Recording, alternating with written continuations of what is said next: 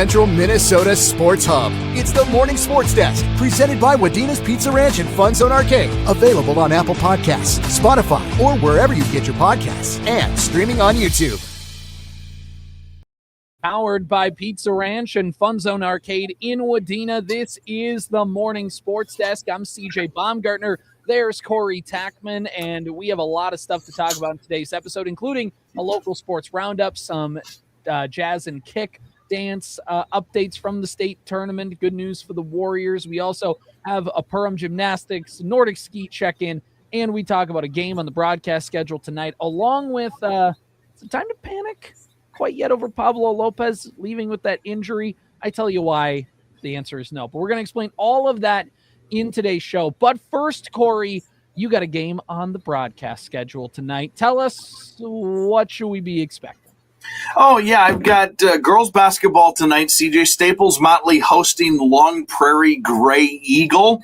And let's just learn a little bit about the teams here very quickly. The Staples-Motley Cardinals are 5-19 on the year. But I'm going to tell you about the most important thing. This is what we like to call the penultimate game of the season. I love that word. I love the word penultimate. It's the second to last game of the year.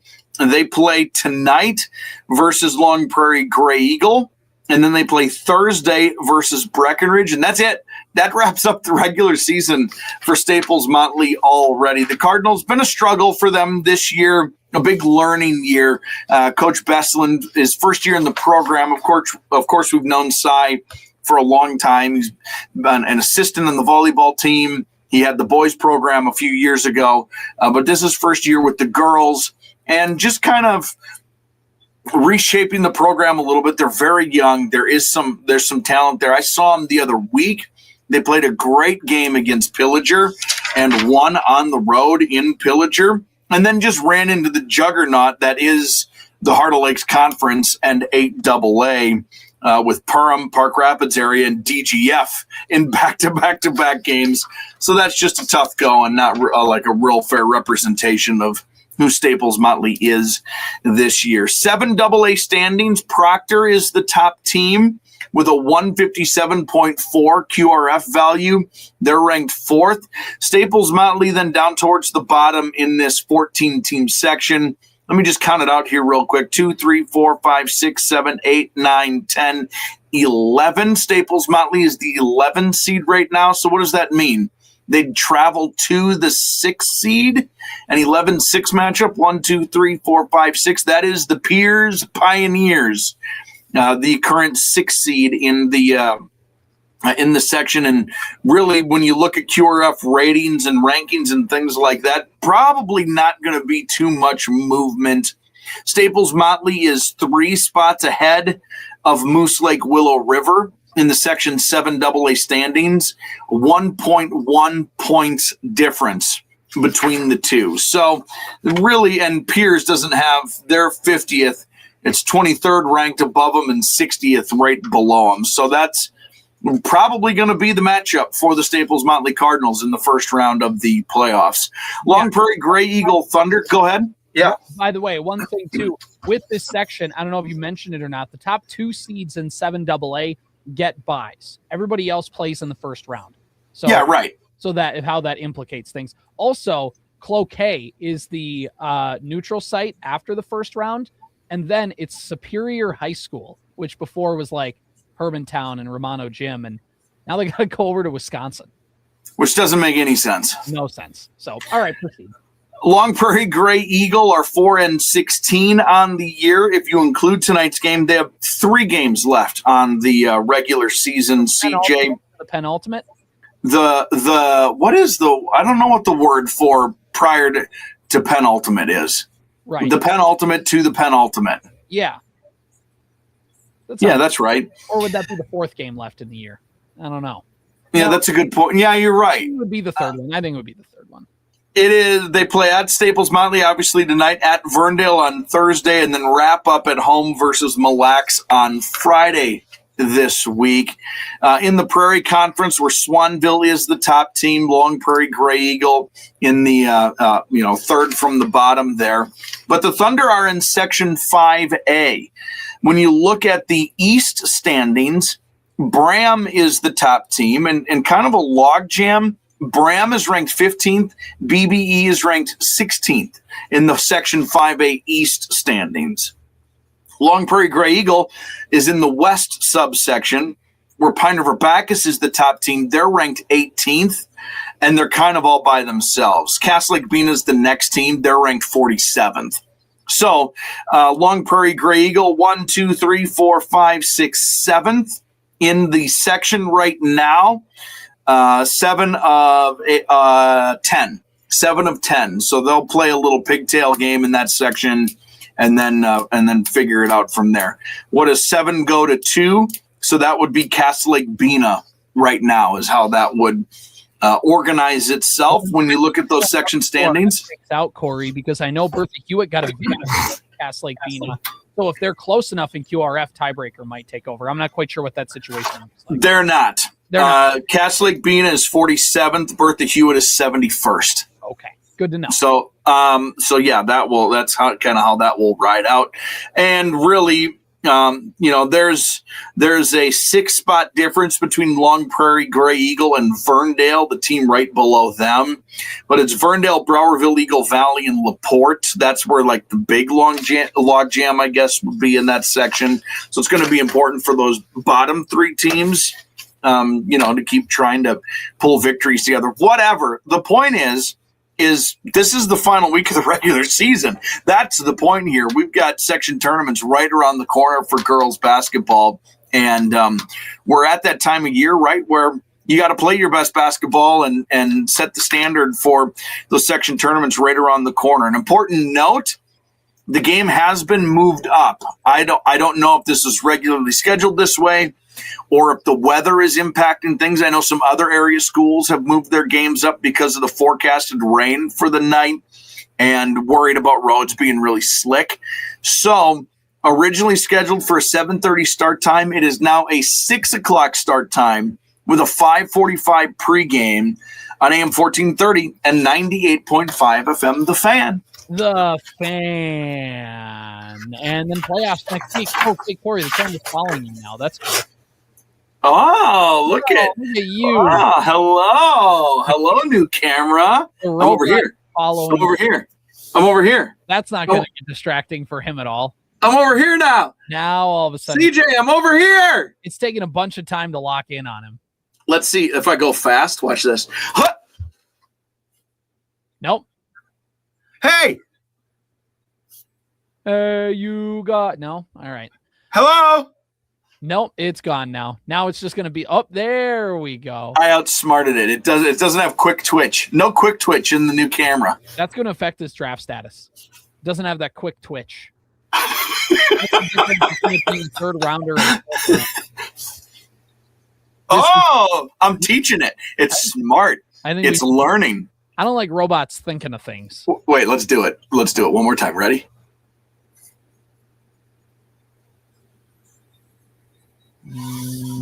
Yeah. You have to watch Morning Sports Desk on YouTube. Otherwise, what do you think this makes me look? This feels like very like morning sports desk. It does, but now it's like looking down at you, so it makes you kind of look small. Don't you? Isn't this might be my best angle? How's my hair? Do I still have all my hair? Yeah, I look pretty good. Well, I mean, if you did, the headphones would cover it anyways. Yeah, that's why I put it there. It's my bald spot is right across the middle of my head where my headphones go. You cover it up, which always works. Okay, so now that we've gotten that out of the way, why don't we get back on track by talking about the Pizza Ranch and FunZone Arcade in Wadena? We always need the Pizza Ranch and FunZone Arcade to keep us on track. And boy, in a brand new month of February, they got some stuff to keep us on track, like the pizza of the month, CJ. In February, buffalo chicken. A large is just $13. I love the buffalo chicken pizza. It is not like I'm grabbing a slice every single time. But when I grab it's delicious. It's not the first choice. We've talked about this before for me, right? Stuffed crust pepperoni pizza is my numero uno. But if that's not available or because I ate it all, I'm grabbing buffalo chicken and throwing it on the plate. It's wonderful. And then, did you know, bonus free cookie when you order online and you order $25 worth of stuff. All the delicious buffet items, of course, the fun in the FunZone arcade, the Pizza Ranch and FunZone arcade, now with chicken tendies. The tendies they're exciting. I haven't had them yet, but boy, am I ready to try them. If you need me, I'll be tending the tendies at the buffet. We'll be tending to the chicken tendies. Pizza Ranch and FunZone arcade in downtown Wadena.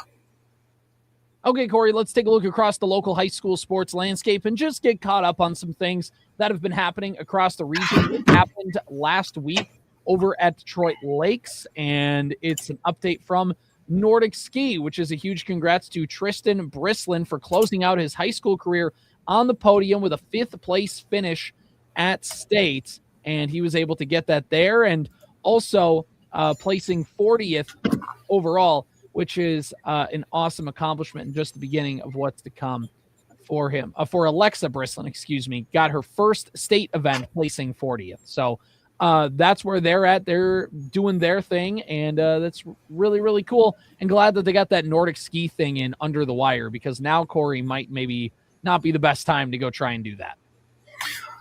I mean, we're going to get 2 inches of snow. It might be the perfect time to go Nordic skiing. Yeah, that's true. But right. Do you watch the Winter Olympics? Do you watch the biathlon at all? Biathlon rules. Yeah. The winter sports are basically just that got progressively more kind of serious down the line. Man, I love them. I love them. The joke. The ice. It's the most compelling thing on TV.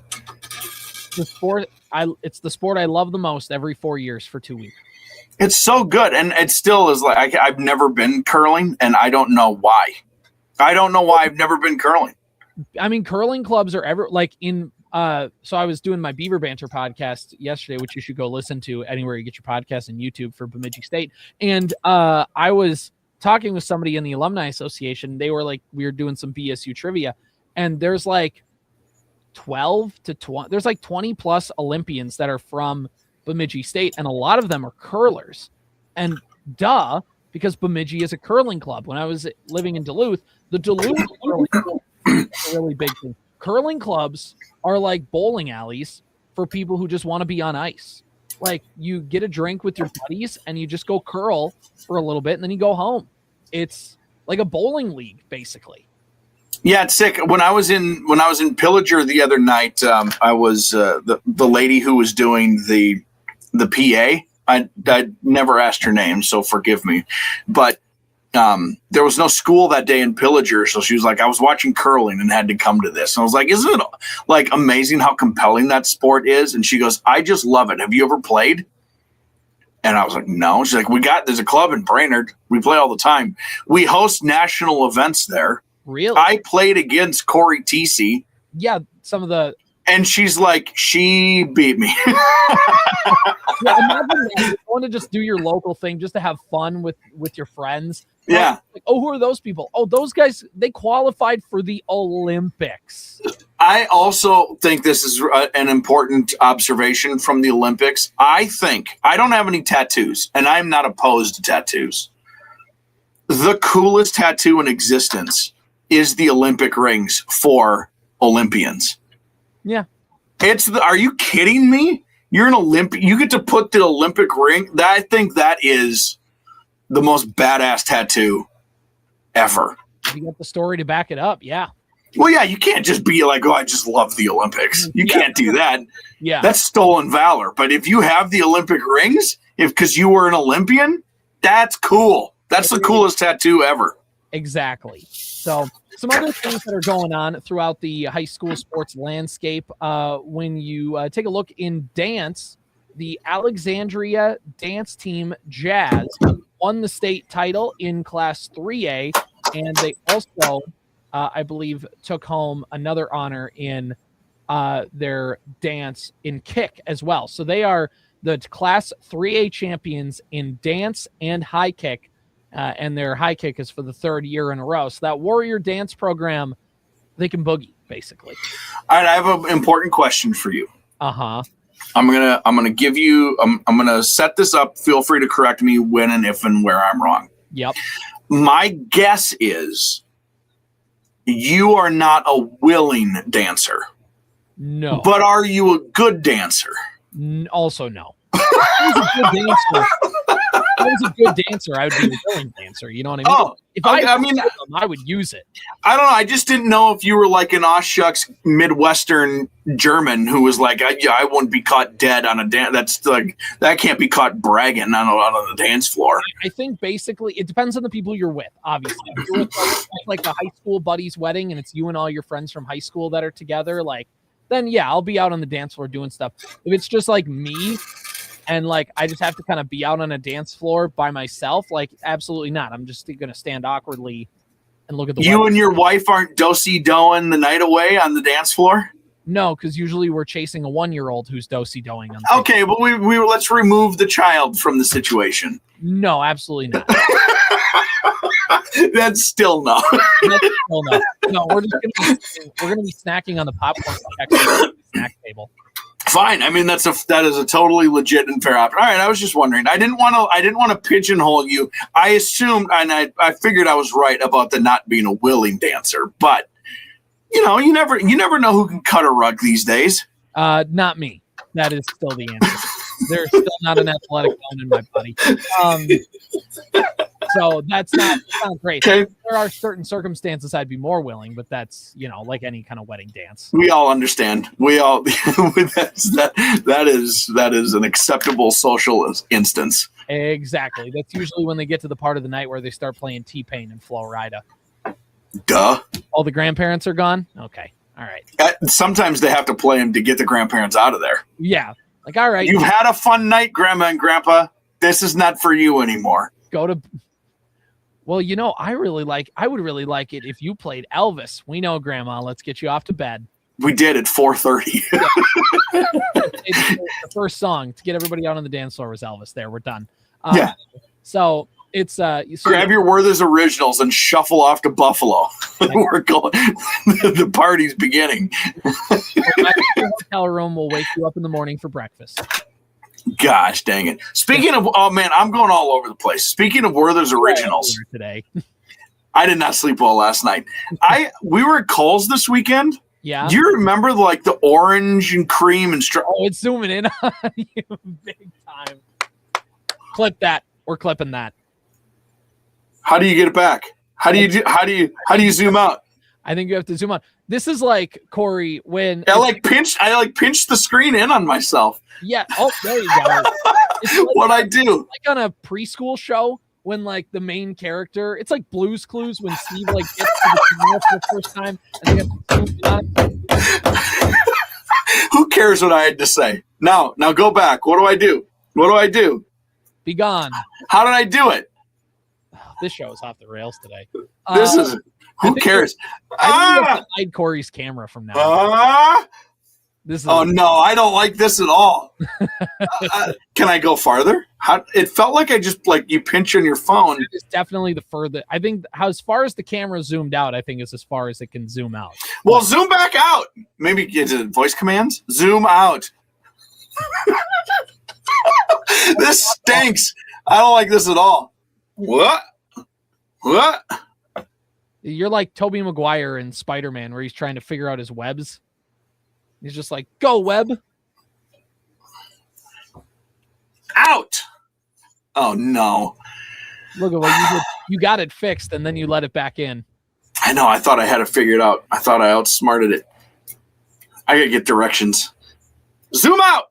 All right, go ahead. I'll just sit here awkwardly.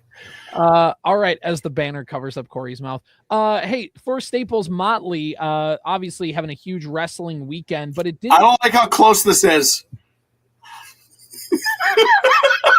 It's too close. The camera has violated Corey's personal bubble. Come on, camera, zoom out, please. I'm feeling self-conscious. Don't worry, Corey. We can see all your nose hairs. Zoom out. We got any All back right. cave? So we're taking all the love from Adrian here, and I don't mean to do it. By the way, I golfed with Adrian this summer. How'd that go? He can hit the ball a very far ways. That sounds about right. I wouldn't by that at all.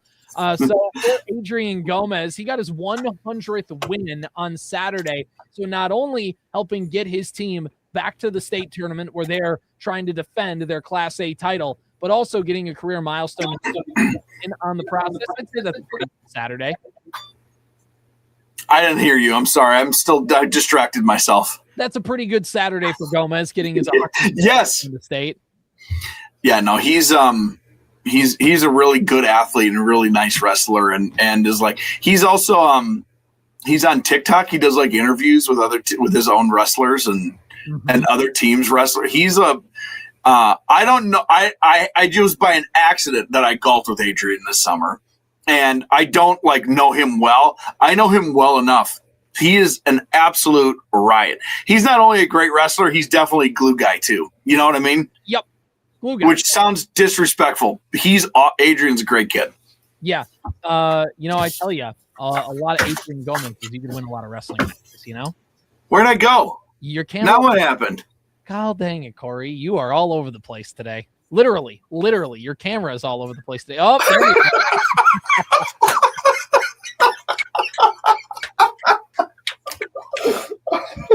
Oh, this isn't a February Tuesday show. I don't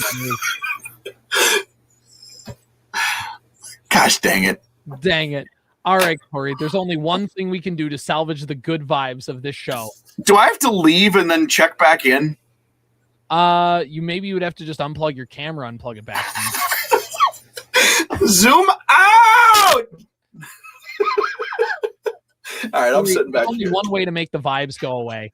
Tell me more. The Twins. This is great. Everything. Like, talk about a uplifting organization. Mm-hmm. Well, it's okay. Oleg gave a big speech to start off spring training. Did he really? Yep. And he gave a big speech before the team had their first full workout. And upon hearing the speech, Pablo López's elbow said, "Eh." And I'd like to throw a live BP session immediately, please. So yeah, Pablo López practiced yesterday. His throwing session, it was like, come on, throw a little bit. You go off, you come back on, throw a little bit. To simulate like an inning. And basically done with this second inning, and then came back for the third, and then didn't go out for the third, I should say, and told manager Derek Shelton, pitching coach Pete Mackey, that he's got a little bit of elbow discomfort and things like that. Elbow soreness was, I think, the official word they used. And the Twins were like, okay, well, don't throw anymore. And we're going to get some imaging today. So hopefully we'll have some updates, but maybe not till like tomorrow or maybe kind of in the coming days. But overall, Pablo López left practice with an injury with an elbow. And anytime, Corey, you hear elbow injury for pitchers, everybody's mind goes to Tommy John. Well, I think it's really easy, and then it's especially easy to impose some doom on this because it's the Twins, and I don't know if you've paid attention to the Twins organization over the last, should we say, 24 months? Yeah. It hasn't been terribly positive. No. So you put all those things together, and it's really kind of terrifying.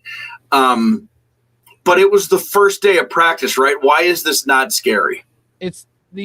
So here's the thing. Here's my whole thing. We've seen on social media, right? Like the panic that set in from Twins fans, like, oh, great, Pablo López out for the season. And you're right, the vibes aren't in a great spot. And it felt like, okay, pitchers and catchers showed up.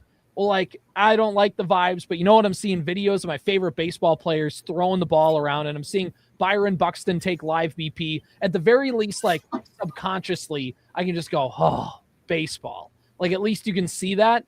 And then the Pablo López news hits, and everybody goes right back to, well, all right, season's over, pack her up. That was fun. It was fun. 7, maybe. They're not going to play baseball next year, so we're going to see you in 2028, maybe 2029. We'll figure it out. And I think I'm just not there yet to jump on the Pablo panic button because there's a few different things. Pablo López remember, he had hamstring issues. He had some shoulder issues. Like, he missed a good chunk of the season.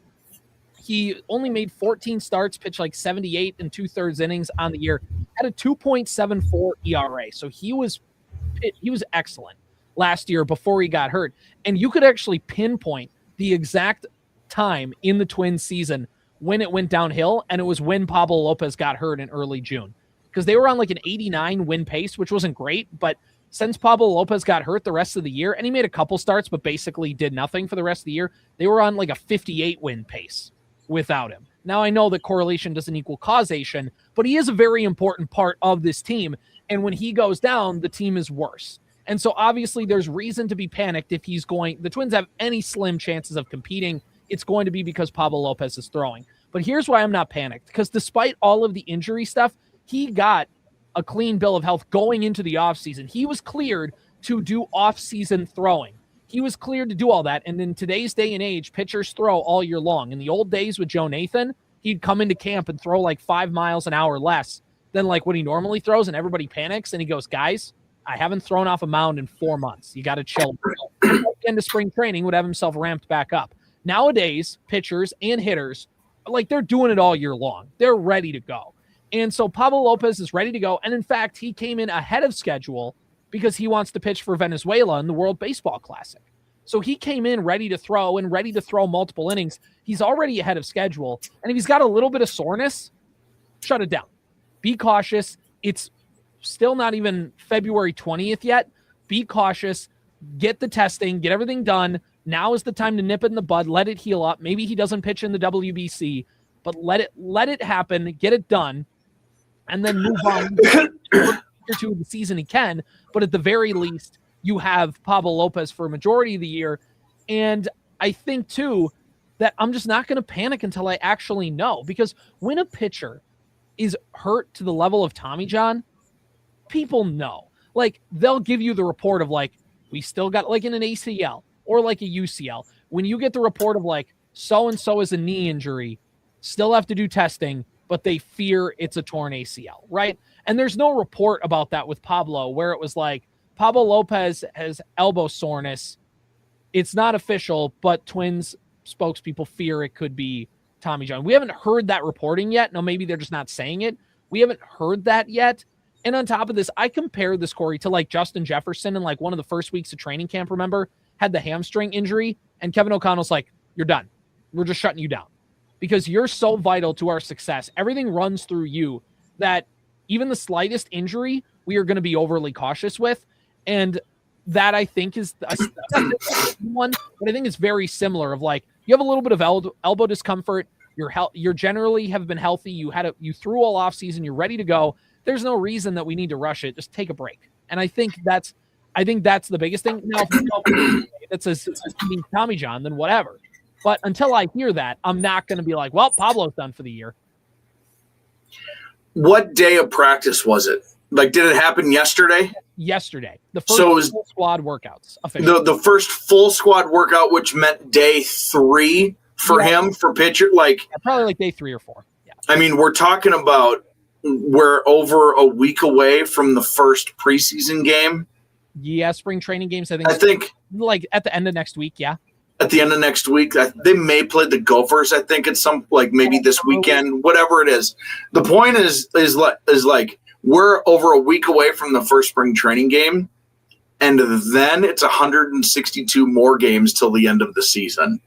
If you are going to get hurt, even like, as long as it's not a Tommy John situation, if you're going to get hurt, day 4 of 180 plus games, when you include spring training, this is the time to get it. It's the time for it to happen. And so here's the biggest thing. Best case scenario is Pablo López is 100% fine. He moves on. Nothing happens. But the realistic best case scenario is Pablo López is fine. He maybe misses like the first week or 2 of the season, or maybe even the first month, and you move on, and he doesn't pitch in the WBC, and he just stays back in Twins camp and kind of rests up for the regular season. Worst case scenario is the Tommy John. And not just because he's out for the year, but because, Corey, if the Minnesota Twins get halfway through the year and they go, okay, this rebuild is going to, like, it's going to be more than just like, we want to be competitive. We're going to need to like 2 to 3 year rebuild this thing. You're going to trade Pablo López, not only because he's one of your best players, but also because he's now your most expensive player now that Correa is gone. So you couldn't even trade him this year because he's hurt. And then his value would be depreciated if you're going to trade him next offseason if he gets hurt. So not only would it be bad for Twins fans who don't get to see Pablo López pitch in 2026, but it would be bad for the Twins who couldn't even ship Pablo López off if they wanted to. Now, I don't know if they are or not. Obviously, like, this is, again, worst case scenario situation. Like, Pablo López could be injured, and now you're stuck with Pablo López in that sense. And also, you just have a pitcher who's coming off a Tommy John, which is always, again, it's just always very uncharted territory that they're going to come back 100%. What if you had to give your best guess? Let's just say it's not Tommy John for the sake of this hypothetical. Is it more likely that he is in and out of this injury protocol all season long and it lingers and weird, or is he just back in 2 weeks and throwing and it's like this never happened? I think it's closer to being back in 2 weeks and this never happened just based on it. It just feels like it's very like, it was a little weird. We needed him to take a step away, and just we're so starved for Twins news at this point. And Pablo López is their best pitcher. I know Joe Ryan is like Pablo. Well, your point is a good point. Like, I think there's very few people who are probably as apathetic about the Twins as I am.